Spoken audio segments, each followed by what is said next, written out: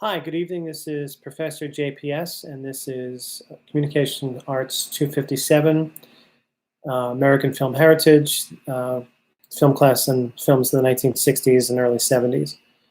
This evening is a review for the examination, which I'll send out tonight, which you would have been taking tomorrow, April 14th, 2020. It's the evening before that. It's April 13th, 2020. And what I need to do is, excuse me. Pardon me. What I need to do this evening is go over the film Taxi Driver. It's my sincere hope that you all got a chance to see it. I had given you, in last week's Streamline lecture, I had given you some stuff to look for that particular film, and I'm going to go over some aspects of the film this evening. I do want to point out that your reading that looks like this will be very, very helpful for you for the examination, okay?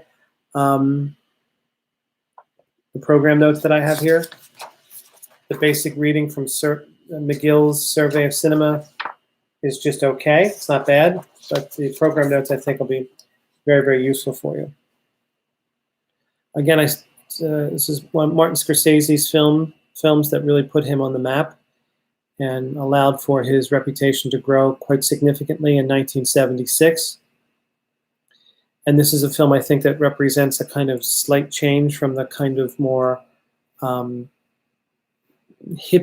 late 60s to the more cynical and difficult 1970s.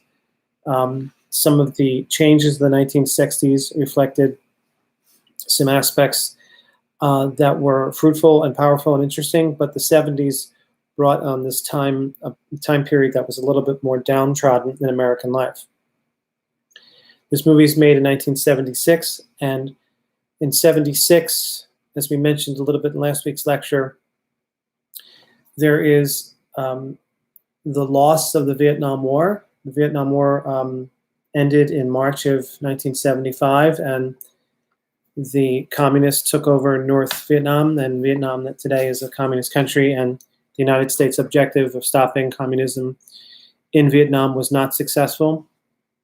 And that was a bitter defeat. And not only that, it was a kind of bitter end to a long journey of the left versus the right and the young versus the old over the tumultuous difficulties of the Vietnam War. Plus, 1976 was the first election year after the resignation of Richard Nixon, who was the president of the United States, who was caught in a scandal known as Watergate. So there was a kind of political feeling in the country of loss and an overall feeling of cynicism that citizens no longer trusted their leaders in government. The civil rights movement had made great strides and great help change society and help change laws for having African Americans have a greater access to institutions in American life. But also part of the backlash to that was a kind of renewed racism and a kind of feeling that the civil rights movement didn't cure everything. And there's a certain degree of cynicism in American cities and what was called white flight, white people leaving the cities out of fear of newfound black freedoms. And the crime rate in New York City, for instance, was extraordinary. Not because there were no white people there. What I was getting at with white flight was a kind of reaction to black people getting a place at the table a little bit, and white people feeling a bit uncomfortable with that. Race is the original sin in American life. And in the 1970s, there was a great deal of cynicism that was happening even between whites and blacks. For instance, there was something called busing, and particularly in Boston in the 1970s, where white children were being bused into black neighborhoods and black children were being bused into white neighborhoods to try to cure a kind of racial, come up with a racial remedy to racism, and it didn't work out very well. And the early to mid 1970s were a difficult time. The overall mood and feeling of the country was very, very difficult. There was an oil embargo from OPEC nations in Saudi Arabia and so forth, and there were gas lines down the street all the time in the early 1970s. So a kind of a context of a unhappy time in American life, and New York City was the seen as a symbol of what you might call the decay of the end of the 20th century, the decay of American life at the end of the 20th century. And Martin Scorsese uses New York City as a kind of metaphor for hell in the film Mean Streets. And his character, Travis Bickle, he calls himself God's lonely man, who is someone slowly descending into madness as he takes his taxi cab all through the most horrendous and sickening and disgusting areas of New York City, with drugs and pornography and prostitution and corruption and people selling drugs and people selling weapons, and he feels this strong need to somehow or another rectify the sins of his nation, the sins of his city, and wash himself with a sort of Christ-like metaphor of suffering. And it's a very ironic end to the movie. If you haven't seen it, double check it. But what Scorsese brings to bear in this particular film is a kind of exorcism. It's kind of a cinematic exorcism of the sins of the late 20th century. And the overall mood is really cynical and sinister. And the overall plot points are really kind of really difficult. But it's a film of great poetic beauty at the same time, because what Scorsese does in the film is he uses the elements of filmmaking to show just how terrible the conditions are, and the storyline is so in the gutter, but he uses the elements of filmmaking so skillfully with such technical prowess that he brings a kind of, it's like a terrible beauty in terms of the cinematic execution. Just a couple of things from the notes that I have here for you that I think you should make sure you double check. The time period of the film was a time of great turmoil in American life, the very end of the Vietnam War, which was lost, the nearing of the end of the Watergate debacle, Nixon's resignation, a census and the crisis of the aftermath of the civil rights period, near bankruptcy of New York City, a series of crises in the Middle East making for gas shortages and long-term inflationary period, rise in urban crime and arson to unprecedented levels, and post-Vietnam War stresses. New York City seen as a symbol as the failure of the post-Vietnam War era, malaise filled with crime and immorality. Times Square was then filled with porno theaters and prostitutes, drug dealers, and various riffraff, not the quote-unquote Disneyland corporate branding environment it is today. And that's really important that you should understand that. The context of New York City at that time period was really a city on the edge, both politically, spiritually, and economically. And it was as if some of the newfound freedoms of the 60s were in some ways backfiring on New York City at large. And Scorsese uses all of these ugly things in his film. He dares to show his 1976 audience just how ugly these things are. He dares to show such an unstable, unreliable, anti-heroic character. He dares to show a child prostitute. He dares to show the man who sells Travis Bickle the guns. He dares to show a protagonist who is about to try to assassinate somebody, a political candidate or maybe somebody. Yet, what is so powerful about the film is that it feels so gritty, it feels so realistic, and it was so then contemporary. It really felt like it was speaking for the immediacy of this newer period in the period of what we're talking about in our film class. I mean, this movie was made 44 years ago, yet it still feels pretty vibrant and pretty gritty and pretty real. Because it is, because of the skill of Scorsese as a filmmaker, and most assuredly Robert De Niro's rather powerful method acting skills in this film. I mean, he has a great deal of charisma, and in some ways you're rooting for him.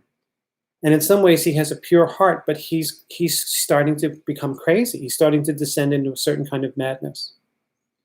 And in the end of the film has this little twist that allows for his anti-heroic sensibilities to then be transferred somewhat heroically as he saves the child prostitute and sends her back to safety in her hometown, and that he is considered to be somewhat of a hero.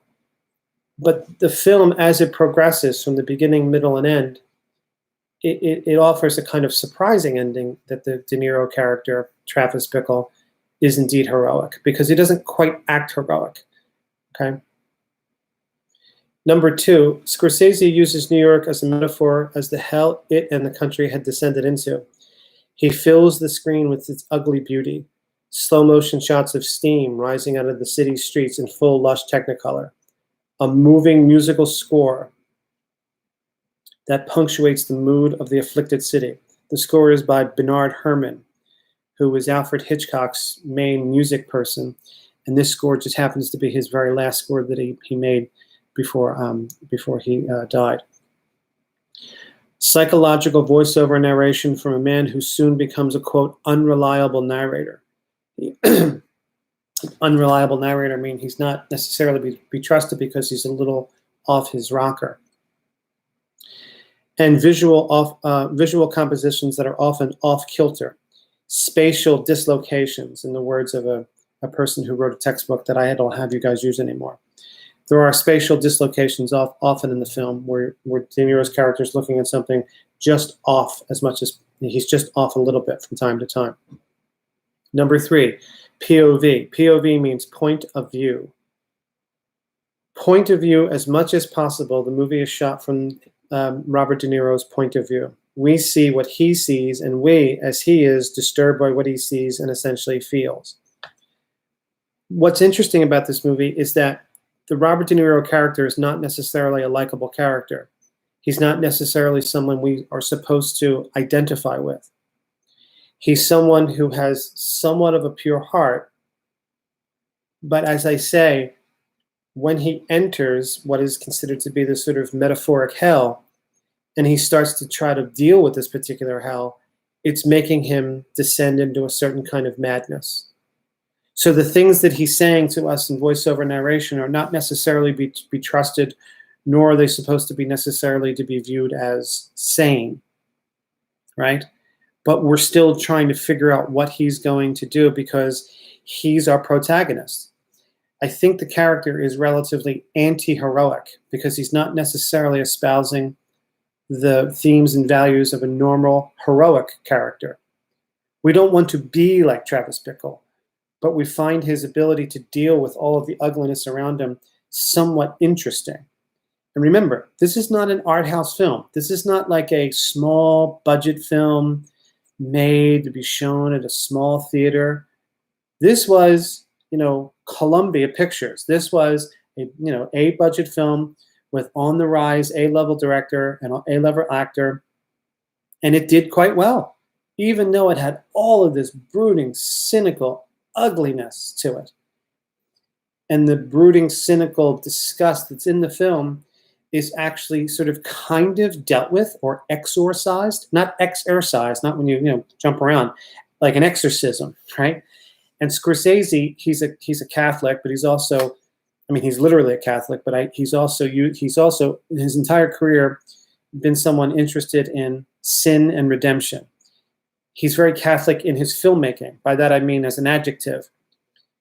He's very much interested in the idea that the human person, particularly men, most of his films are about men, are filled with conflict. And the spiritual sort of side of the person and the moral side of the person and their spiritual moral side conflicts often with the life that they have to live in the secular world. And this sin and redemption is definitely played out in almost a kind of very, very Catholic way in this particular film. Okay. Number 4, it has terrible gore and violence, awful, off-putting narrative storyline, 12-year-old prostitute, low-life rejects, gunrunner, below-the-surface burning racism, slow-motion near celebratory shot of extremely violent conclusion of the film, with music to boot, string music, right? All point to Scorsese showing us all the awfulness that made up the extremely cynical period of American life, all shown to us in a quite stylistically way.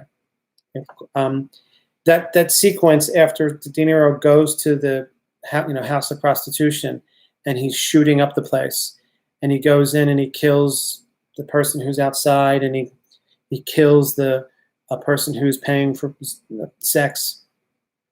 That sequence is so guttural, but it's beautifully executed. The colors are desaturated, right? The colors are desaturated to almost make it seem like it's a dream. The reds are just a little off. The blacks are just a little off. The whites are just a little off. The color scheme is not quite right. And even the red blood that he has on his hands, and he starts to pretend he's going to kill himself with his gun, with his fingers, and the blood dripping down. It's like this horrible but also beautiful sequence because you can't take your eyes off it. And then it's repeated with a shot above the apartment roof, looking down with the cop standing there in slow motion with string music. I mean, it's so audacious. It's so gutsy. It's so extravagant in a mainstream film to show such retrograde realism. It's really extraordinary. Even 44 years later, it's still really a significant piece of movie making. Scorsese is taking all of the sin of the world in New York City and having Travis Bickle try to obliterate it all in one beautiful, strange, awful, gory, satisfying, brilliant sequence. But the sequence is done in slow motion with desaturated color, yet it's showing the horror, yet it's showing it in a kind of almost you're rooting for this guy to go from being an anti-hero to an actual hero, okay? So in terms of the context is very cynical, difficult, political, social, economic time period. New York City then becomes the metaphor for hell. There's slow motion shots of steam rising out of the city. The music is so moving and jazzy and somber and sad and really beautiful, but not peppy in any way, right? The acting is so good. It's so good in terms of its method acting style. De Niro really captures the crazy insecurity that this person has and his descent into a kind of hell/madness. It's brooding, it's intense, it's powerful. And even that sequence when he says, "Are you talking to me?" That sequence, you can't look away. You're with this character and you see everything that he sees. Point of view is very, very important in this film, and also spatial dislocations. The Robert De Niro character sometimes is spatially dislocated from some of the action that he's dealing with, particularly the beginning sequence with Sybil Shepherd, okay? This film did very well, was nominated for a bunch of awards. It did very well at the box office, and critics really enjoyed it. And it had guts. It had guts to dare to show the difficulties of living in New York City at that particular time and the culture at large, okay? In terms of the reading itself was just a pretty basic reading in terms of plot development. You can read it over and get a sense of it. But the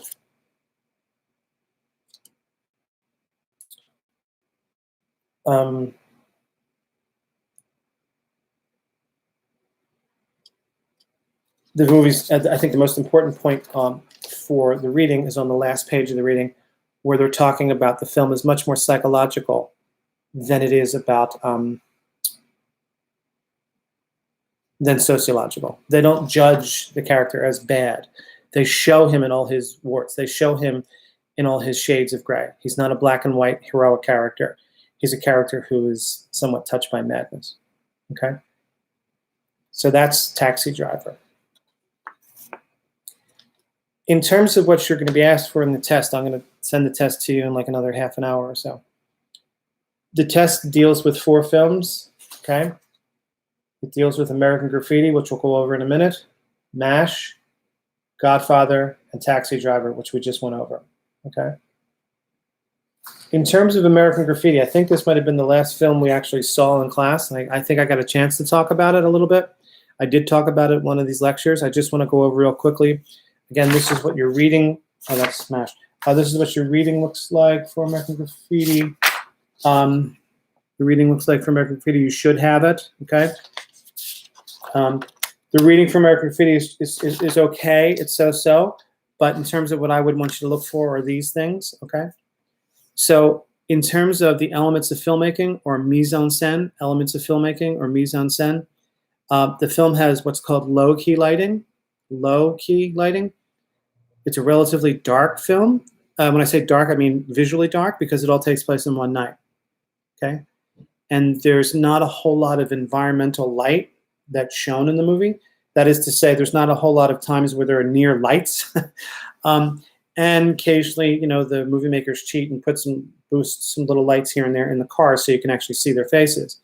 And the sequence when they're out in the woods that's just day for night shooting. That's not even really night. But primarily, it's supposed to take place at night, and the overall cinematic look is realistic. So it's a pretty dark film in terms of its lighting. It's called low-key lighting, so there's not a lot of light. There's some decent use of handheld camera, and the handheld camera combined with the on-location shooting, the use of handheld camera combined with the on-location shooting gives the film a kind of almost documentary-like look to it, at least for 1973. The overall look of the film feels almost like it's being captured in the moment of a bunch of late teenagers, 17 to 20-year-old people in their environment in early 1960 in Northern California. I mean, it looks pretty good. It looks pretty realistic. And part of the reason it looks like that period realistically is that they shoot in real locations. There's nothing shot on a studio soundstage in this film, at least not to my knowledge. It's all shot in Northern California in Marin County. And they use low light because it's not dark at nighttime. And there's some handheld camera to give it that sense of feeling of immediacy. Feeling a shaky camera often feels like it's more realistic, okay? The film has what you might call an episodic plot.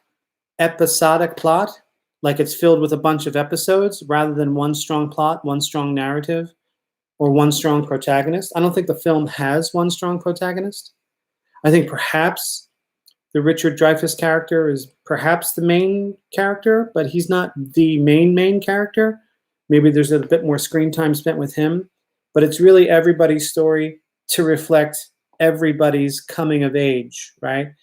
The Ron Howard character and his girlfriend, the dorky character with the glasses, Toad, the little older character, Milner, who's the hot rod guy, and some peripheral characters that fall in line. The Candy Clark character, who's the blonde who likes to, ride scooters and so forth. Not one of them is necessarily more important than the other. That's what you would call an ensemble cast. And the ensemble cast, the more times you have ensemble cast, the more times you have episodic narratives. Very similar to MASH in that regard, okay? I think the key thing in terms of the mise-en-scène in this film is the music, as I think I mentioned before. There's more music in this particular film than in most films, and certainly much more in that era. This film has 40 popular songs from that era and just before that era. And it really is very, very powerful. Now, as I mentioned before in class, diegesis means the world of the film, the world contained in the film itself. And diegetic music or diegetic sound is music that is contained within the story of the film. Non-diegetic music, on the other hand, is music or sound effects that are for the audience. So for instance, in the movie Jaws, when we see shots of the ocean and shots of children swimming in the ocean, and we hear the music, dun dun dun dun dun dun dun dun dun dun dun dun, that music is non-diegetic. That music is for the audience to go, uh-oh, the shark's coming, and those people don't know it yet, right? The people on the beach don't hear that music because it's a movie, right? There's nobody on the beach playing a violin. Or like in Psycho, right? The woman who gets stabbed does not hear, eh, eh, eh. She just sees somebody who looks like a woman who's stabbing her to death and she dies. So there's a diegetic world and then there's the non-diegetic world. And in films, they use music and sound effects for the audience to hear, not the characters to hear, okay? What's compelling and interesting about the use of diegetic sound in American Graffiti is that there's a gimmick, a rationale for the characters to hear all of those songs within the environment of the film, and then for those songs to be sort of the volume to be raised for the filmmaker to hit the audience members' ears with them. And that is the idea that all the kids have their car radios on. Okay, it's a little bit of a cheat, and it's a little bit of a blend between diegetic and non-diegetic, but it gives the filmmaker a very, very useful tool, because the filmmaker, with a very good sound editor called Walter Murch, was able to have all those radios playing those popular songs of the 50s and early 60s that permeated the entire culture on the car radios as we're moving through this town when everybody's driving all night or parked at the hamburger stand. So it allows the audience to sort of hear their music sort of dispassionately, and just it's on in the background. But then when the movie maker wants to kind of turn up the volume for us to hear, we hear it too. Now, maybe it doesn't mean anything to a 20-year-old in 2020, but to a 20-year-old in 1973, it was a very powerful form of nostalgia to hear those songs played again after a tumultuous time period, and the recognition of nostalgic and sense of innocence that preceded all the changes of the 1960s. So if you're 20 years old in 1973 and you're listening to these songs and you're remembering when that was the most important thing to you, being a teenager and music and boys and girls and hanging out, that's a very powerful pull of nostalgia. So the elements of filmmaking that are most important in this film are ones I just mentioned a couple minutes ago. But the use of a blend of diegetic and non-diegetic music kind of connecting, right? In fact, it's not really non-diegetic. It just sort of takes a couple steps into non-diegetic territory so the audience can hear it too, right? And then what that does for the audience in 1973, or people who might be interested in that kind of music, is it really is palpable to the sense of nostalgia. That's why there's so many songs in it. And that's why I think the film did so well, because it reminded audiences of that time period, hey, this was before John Kennedy got killed. This is before Martin Luther King got killed. This is before Nixon resigned. This is before we even heard of Vietnam and then subsequently lost to Vietnam. This was before that most white Americans had any real sense or shame or guilt about the African-American civil rights movement. This is before responsibilities took hold. This is before drugs became sort of interesting and then scary. All of this stuff that happens in the movie is sweet and innocent and juvenile, and for a generation that is really changing in the 60s and now early 70s, it was almost like a kind of breath of fresh air, that it wasn't an overtly political, overtly critical, overtly cynical kind of film. American Graffiti did very, very well because it stepped back in time rather than being progressive, and rather than being political, and rather than being about the 60s. In a lot of ways, it's about the 50s. It happens to take place in 1962. But Lucas, I think the reason he did so well with this film is that because Lucas is not the kind of person who really is interested in tackling political issues. He's interested in a certain degree of innocence, which is fine, right? And why this film, I think, is good and interesting, and because it has a kind of almost accidental guts to it, because Lucas chose to go back in time before all the changes of the 60s made that generation. And in all frankness, even the most serious people of that generation were like, oh yeah, that's kind of cool. I remember that. Yeah, that's cute. Cool. And then you had Grease and Happy Days and Laverne and Shirley, and even Back to the Future 20 years later, or 15 years later, which is all about the 50s as well. So American Graffiti really made an imprint, and it was all American. I mean, well, white American, but it was a cleverly made movie. But I think there's a couple of reasons why it did so well, and I think that the real sense of nostalgia was why it did so well. I mean, and the music is really what makes it palpably nostalgic. Because when you hear songs, and you don't quite know this yet, when you get to be 25, 30, and when you hear songs when you were 10 to 15 to 20, and they mean something to you, you'll flash right back. You really will. And then you'll make your generation's American Graffiti. I don't know what it'll be called. I'm not sure, but that's what made the film so palpable. Okay, so mise en scène, you have low light, handheld camera, on location, a realistic look. It really looked real. It looked almost like a documentary in some ways. And then the music blending a kind of diegetic rationale on the car radios, and then it's pumped up for the audience to hear as well. And that combination allowed almost the audience to feel like they were in the storyline. And that audience of that time period made them feel nostalgic for their innocent time before the difficulties of the 1960s, before the murders and the mayhem, and before the real adult responsibilities that were the 60s and early 70s. Okay? That's American Graffiti. MASH. These are the most important things I think you can utilize for MASH. The program notes.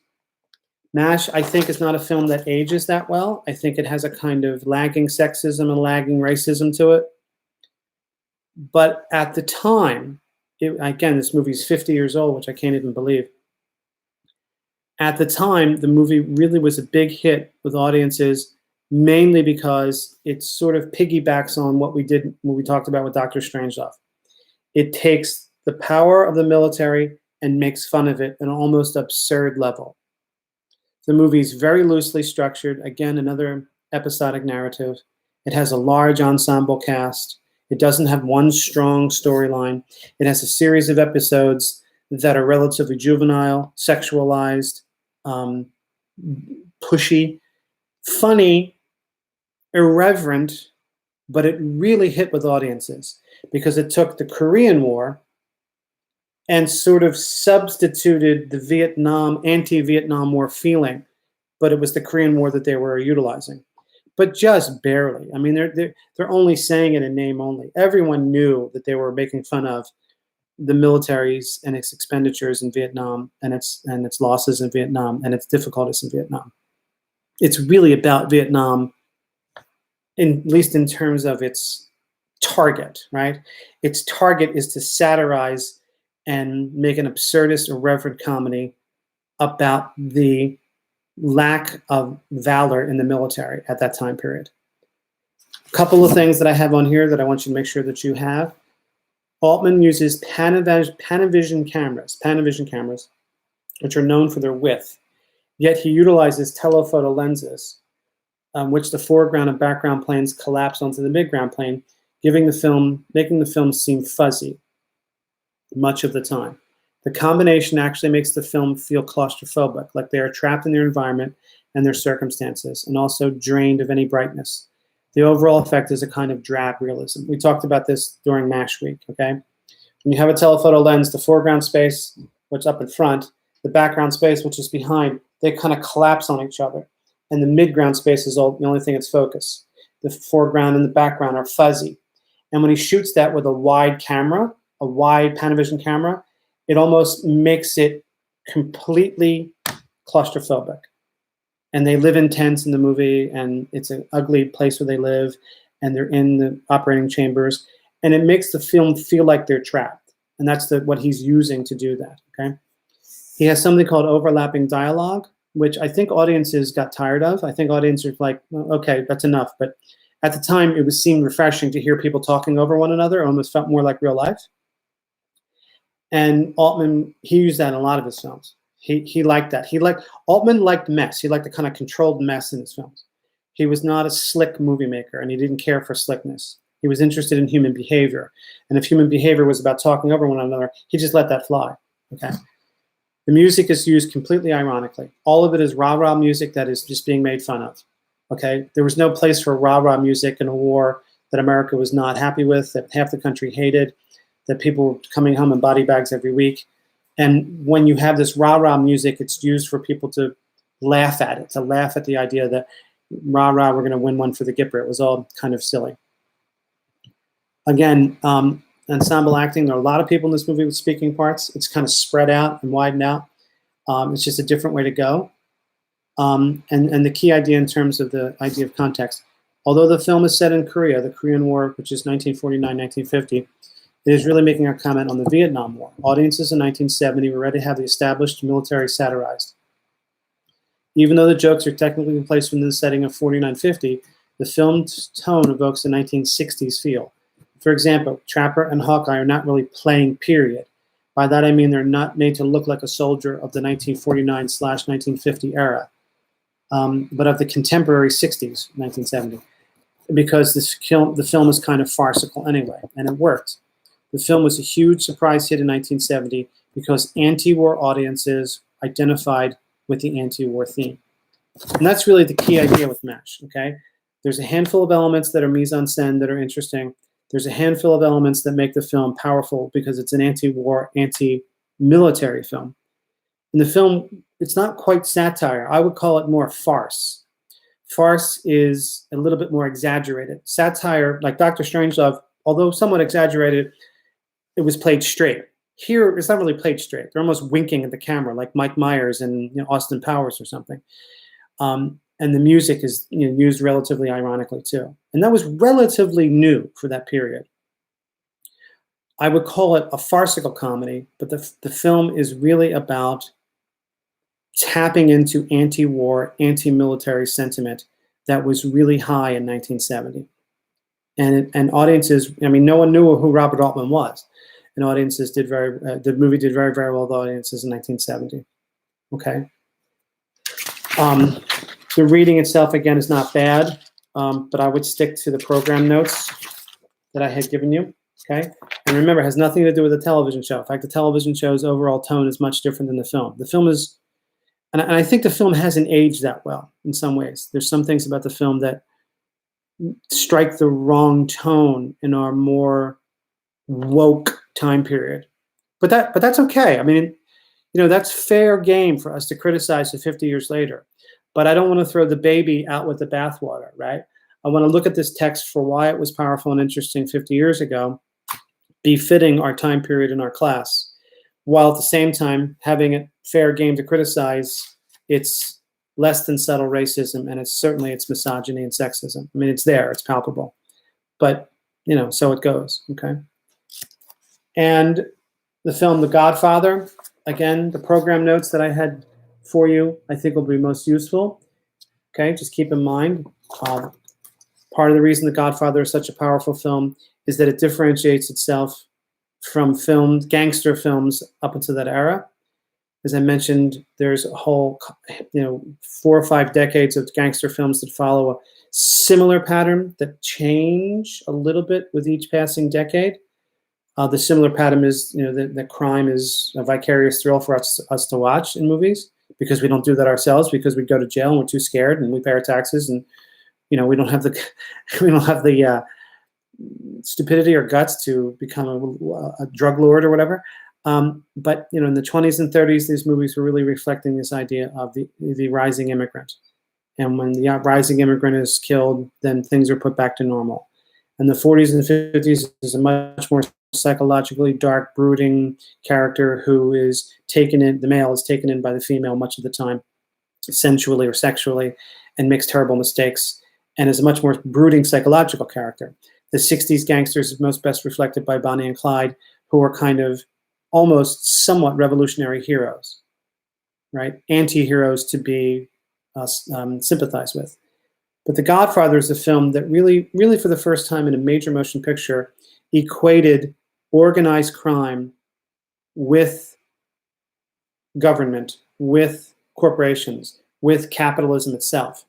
Not just standing outside of the institutions of American life, but deeply ingrained within the institutions of American life. To take for granted that the mafia helps to run congressmen and state senators and corporations. And The Godfather 2 does it even, I think, in a more explicit way. And that's a pretty big leap forward for audiences to become sophisticated to understand that these characters can then be kind of conflicted.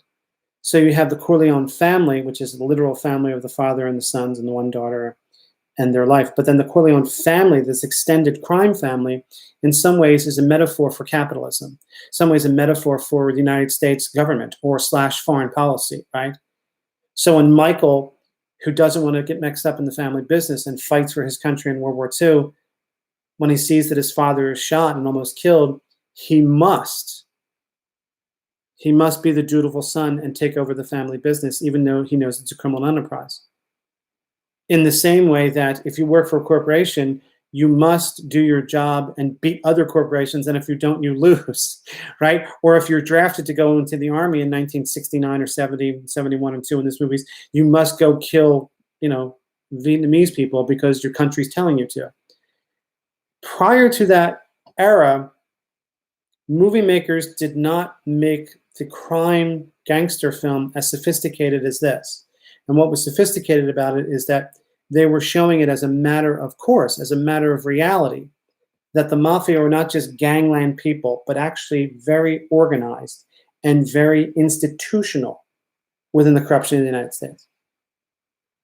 And Don Corleone is desperate to be legitimate, and he wants his sons to be legitimate, and to some degree his daughter.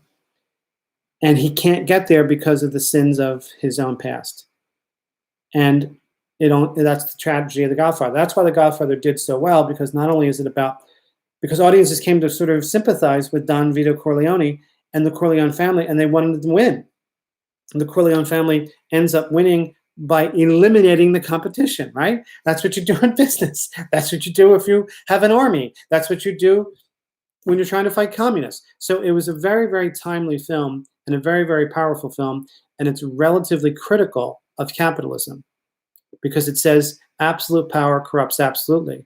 And at the end of the film, Michael, who has dispatched with all his enemies, is essentially a lone figure, right? He has not done what he hoped his father would have, a degree of legitimacy in American life. He's just a very smart gangster and a very smart killer. And it's all very contemporary, even though the film is about the 1940s and early 50s. It's really speaking with a 60s sensibility. And in terms of the mise-en-scène, the key things in mise-en-scène in this film is that it's very, very dark, right? The lighting is dark. The music is authentically Italian-American, and it gives a kind of authenticity to the feelings of sentiment that you would have with the Corleone family. It's somewhat romanticized, right? Also, the key thing about the film is it's paced very well. It's a long film. I think it's almost 3 hours, but it's paced really beautifully, so you're not too bored. And also the beautiful juxtaposition between the sacred and the profane, particularly that sequence at the end of the film when Michael is standing Godfather in a church denouncing Satan, and that is cut to the murders of the other heads of the 4 other families in New York City. So there's the sacred, the baptism in the Catholic Church, and then there's the profane, the murderous actions that the man who was standing Godfather to the baby. And he ends up killing the baby's father, his own brother-in-law. I mean, he doesn't do it himself, but he has his henchmen do it. And even his sister says, "You cold-blooded bastard, you stood Godfather to our baby while you murdered my husband." And he denies it, but he did it. That ability for Coppola to cut those two things together was really, really quite powerful. And also, even on a more simplistic level, the kind of, superficial things that we kind of like to go to the movies for, lots of violence, car chases, cars blowing up, sex stuff, that happens in The Godfather too, yet it happens all in the name of this sort of almost Shakespearean story about a king who has 3 sons and a daughter, and he's trying to figure out how best to make himself and his name legitimate. And he can't do it because in the end, he's just a criminal. Even though he's a smart guy, even though he's a sympathetic guy, even though he's a brave man, in the end, he's a criminal. And he's playing a criminal game in a capitalist society that rewards it, right? And they win, right? They win at the end of the film, but the end of the film leaves you with this sense of doom. And The Godfather 2 is the best sequel ever made. even though he wins, he loses his soul, so to speak. And that's what's very, very powerful about the film. And its romanticization allows audiences some sympathy for the Corleone family, even though essentially they're doomed as criminals. Okay.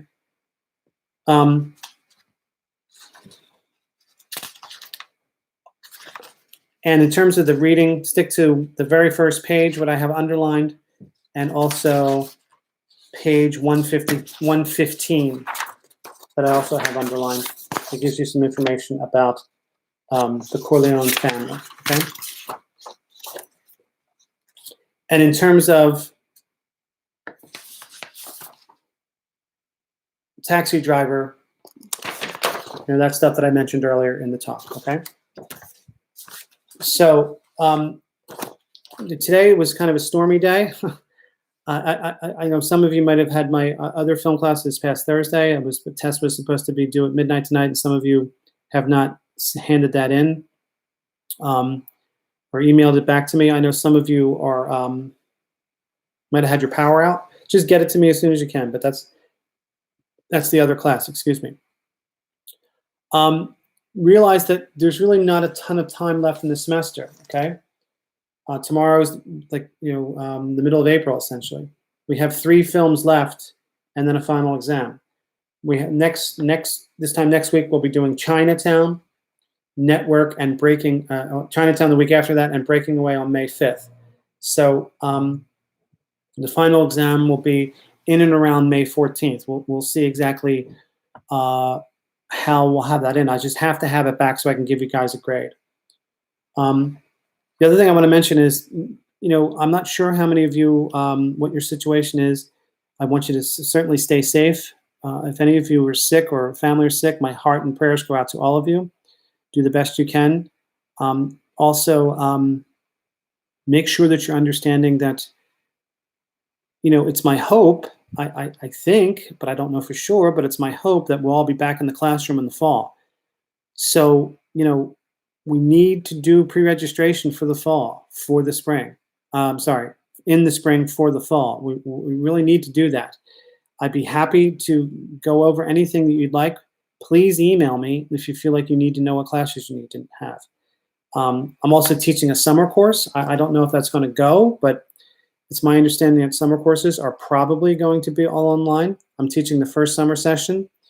I'm teaching COM 256, which is a course called Focus on the Director. It's an auteur course where we do famous movie makers. I'm still going to offer it, and if I have to do it online, I'll do it online. That may mean we do it like we're doing now. I do some lectures, and you guys try to find maybe I can gather the readings. Geez, I'd have to get inside to get all those readings. I didn't think to bring that home because I thought I'd be back. But at any rate, I'll cross that bridge when we come to it. But it's important that you. I can't give out donuts too. I normally would give out donuts on Thursdays, donuts or bagels. I can't do that, but perhaps I could get you all a gift card for 1 donut for 3 weeks. See, what would I spend there? I don't know. At any rate, we are.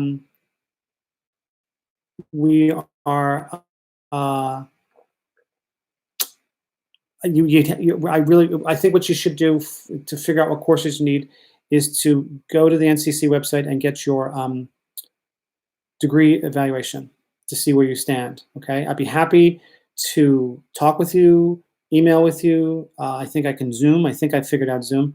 I think I'll be a bit of a Zoom with you if you're able to do that. But it's already middle of April. I don't know what's going to happen in terms of the fall.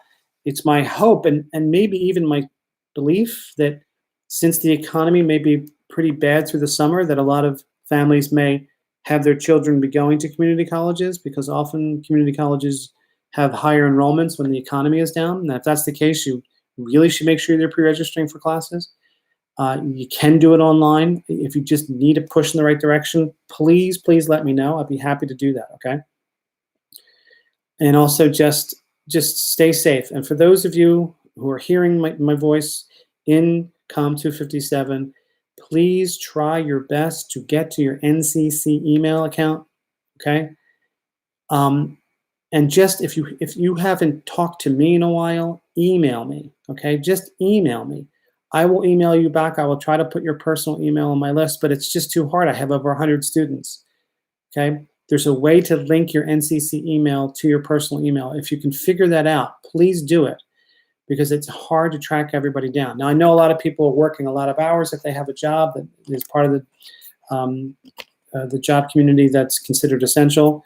And I know that some students have been sick with COVID, and some parents and family members. So I understand all that. Please, believe me, I do.